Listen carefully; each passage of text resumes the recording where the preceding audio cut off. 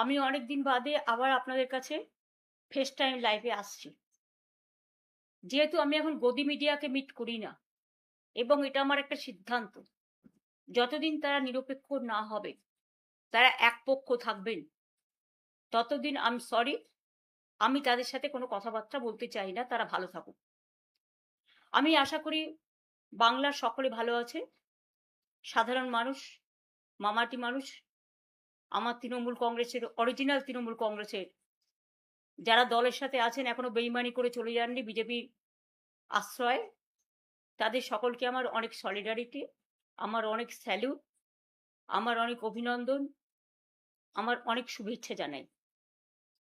কয়েকদিন যাবত আপনারা লক্ষ্য করছেন আমার দলের সহকর্মীরা বলছেন, স্পোকস পার্সনরা বলছেন, কিন্তু আমি খুব কম কথা বলছি। তার কারণ কখনো কখনো আমি মনে করি নীরবতাই কিন্তু আসল কথাটা বলে।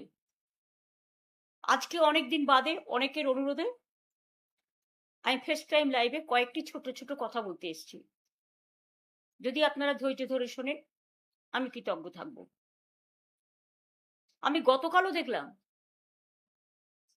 বিজেপি ভোট লুট করে ক্ষমতায় এসছে, এটা আমরা সবাই জানি।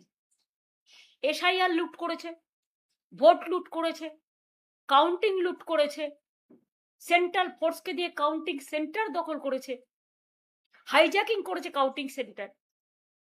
তা সত্ত্বেও আমরা কিন্তু বলেছি যে ঠিক আছে, একটা নতুন সরকার যেভাবেই হোক এসছে, একদিন তো প্রমাণ হবেই, এবং প্রমাণ আমাদের কাছেও আছে, তারা কাজ করুক। কিন্তু কাজের বদলে আমি দেখছি সুস্থ মানুষকে অসুস্থ করে দেওয়ার একটা প্রবণতা চলছে। মহা সন্ত্রাস, এমন সন্ত্রাস শুরু হয়েছে যে যারা আমাদের পক্ষে, যারা আমাদের সাথে আছে, আমাদের কর্মীরা, সহস্র কর্মীদের বিনা কোনো কেস থাকা সত্ত্বেও, এবং যে কেসের কোনো ভ্যালু নেই, কোর্টের অর্ডার না থাকা সত্ত্বেও, তাদের দিনে দুপুরে চুরি, ডাকাতি, ধর্ষণ, গাঁজা, এই সমস্ত নানা রকম বাজে বাজে কেস দিয়ে, যার সাথে কেসের কোনো সম্পর্কই নেই, তাদের লকআপে ঢুকিয়ে দেওয়া হচ্ছে, ঘর বাড়ি জ্বালিয়ে দেওয়া হচ্ছে। অনেক সাধারণ মানুষ ঘর ছাড়া, অনেক তৃণমূল কংগ্রেসের কর্মীরা ঘর ছাড়া। এবং সবচেয়ে দুঃখের ব্যাপার হচ্ছে, যারা তৃণমূল কংগ্রেসের সিম্বলে জিতে, আমার সই করা সিম্বলে জিতে, তারা আজ বলছেন 2023-এর পরে নাকি এই পার্টির কোনো অস্তিত্ব নেই, আমাদের 2027-এর অক্টোবরে আবার ইলেকশন করার কথা, এখন নয়। কারণ এটা 22 সালের সিদ্ধান্ত, ওয়ার্কিং আমাদের প্লেনারি সেশনে কনস্টিটিউশন সংশোধন করে, কনস্টিটিউশনে এটা বলা আছে, পার্টির কনস্টিটিউশনে। এবং যদি 2023-এই পার্টির রেকগনিশন শেষ হয়ে যায়, তাহলে 2026-এ আপনারা ইলেকশনে দাঁড়ালেন কি করে? সিম্বলটা তো আমি দিয়েছিলাম, অল ইন্ডিয়া তৃণমূল কংগ্রেসের চেয়ারম্যান হিসেবে জোড়াফুল সিম্বলটা, এবং পার্টির নামটা তো আমি দিয়েছিলাম, সই করেছিলাম। আপনাদের নামগুলো আমার অফিস থেকে গেছে সই করা অবস্থায়, এবি ফর্ম জমা হয়েছে, ইলেকশন কমিশন অ্যাকসেপ্ট করেছে, তবেই না দলের প্রার্থী হয়েছেন। আর আজকে জিতে গিয়ে, যেহেতু বিজেপি নানান ছলে বলে কৌশলে, কঠোরতায় নির্বাচন কমিশনকে সাথে নিয়ে ভোট লুট করে, নাম কেটে, নানা রকম অছিলায় সেন্ট্রাল ফোর্সকে দিয়ে একটা ভোট লুট করেছে, 2 মাসও ধৈর্য ধরতে পারলেন না, 2 মাসও ধৈর্য ধরতে পারলেন না, এত তাড়াতাড়ি দলের সাথে বেইমানি করে চলে গেলেন। আর বেইমানি করারও তো একটা সীমা থাকা উচিত। পার্টির সাথে বেইমানি না করে, যে পার্টিটা আপনাদের কাছে জন্মদাত্রী মা,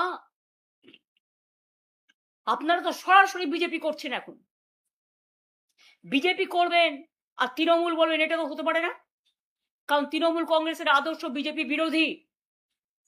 মনে রাখবেন, আমাদের একটা আদর্শ আছে, আমাদের একটা নীতি আছে। আপনারা যারা বেইমানরা, গদ্দাররা, বিজেপির কাঁধে কাঁধ মিলিয়ে তাদের কথা মতো চলছেন, বিজেপি স্পন্সর্ড যারা, তারা আমি বলবো যদি সাহস থাকে, বুকের পাটা থাকে, যান গিয়ে বিজেপিতে গিয়ে জয়েন করুন, আমাদের কোনো আপত্তি নেই।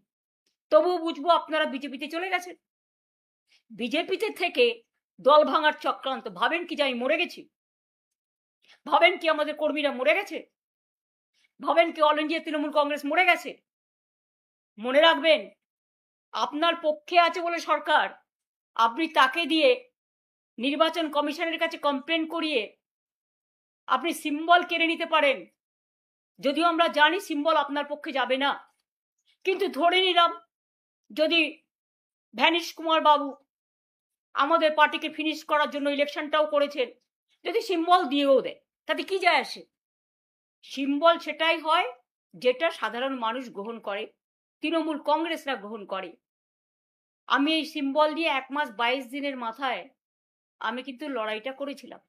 তখন আমি সিম্বলটাও কাউকে চেনাতে পারিনি। আর এখন দরকার আমি গলায় সিম্বলটা ঝুলিয়ে মানুষের কাছে যখন বেরোবো, আপনারা কি আমার কণ্ঠরোধ করতে পারবেন? অত সস্তা নয়।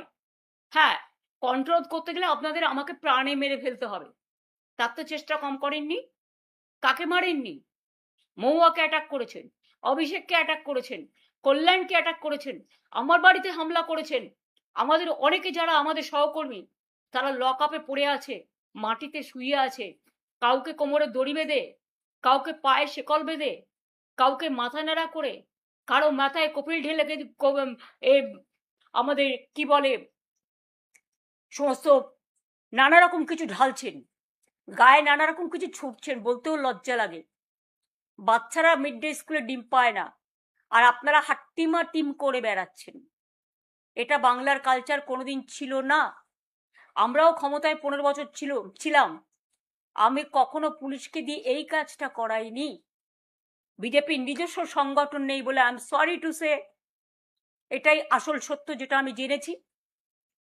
আইসিদের দিয়ে ব্লক প্রেসিডেন্টের কাজ করাচ্ছেন, এসপিদের দিয়ে জেলা প্রেসিডেন্টের কাজ করছেন, এটা তাদের কাজ নয়।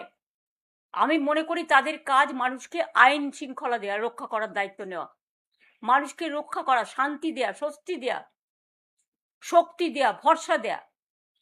ভরসার বদলে আপনারা কি করছেন? সন্ত্রাস। কেন পুলিশ গিয়ে বলবে? আমি তো জানি যারা গেছে, গাড়ি নিয়ে এসছি চলুন, হয় যার নাম বলছি তার সাথে গিয়ে জয়েন করুন, আর তা না হলে লক আপে চলুন। যারা সহ্য করতে পারেনি ন্যাচারালি, আমি তাদের দোষ দিই না। তাদের সম্পত্তি আছে, তাদের পরিবার আছে, তাদের সম্পদ আছে, তাদের লাগেজ আছে, তাদের ব্যাগেজ আছে, তাদের নানা রকম ব্যাপার আছে। নিশ্চয়ই যার যার পরিবার ভালো থাকুক, এটা আমি চাই। কিন্তু আপনারা মনে রাখবেন আমাদেরও পরিবার আছে। তৃণমূল কংগ্রেস পরিবারটা বৃহত্তর পরিবার, মামাটি মানুষের পরিবার। তাদের ছেড়ে আপনাদের মতো আমি মাথা নত করব না, আমার দলও করবে না। এটা মাথায় রেখে কাজ করবেন।